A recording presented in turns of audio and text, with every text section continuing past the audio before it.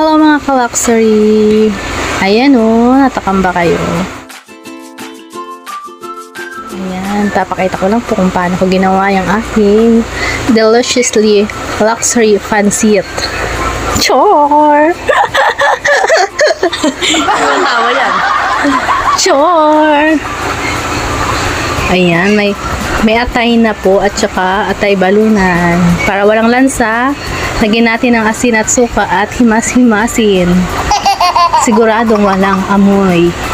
Iti. Iti! Amoy iti!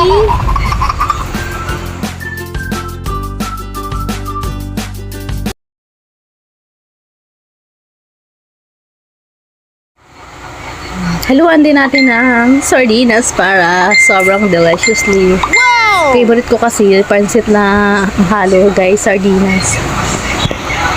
Ayan. Dahil maulan po ngayon at di tayo pumasok, nagkikrave na naman tayo. Kaya ayaw ko sa bahay. Nasa isip ko na lang lagi is lemon. Lemon! Ayan na po. Sure! Deliciously pancit bihon a la luxury. Luxury pancit bihon. Sarap pa, guys. Sarap daw eh.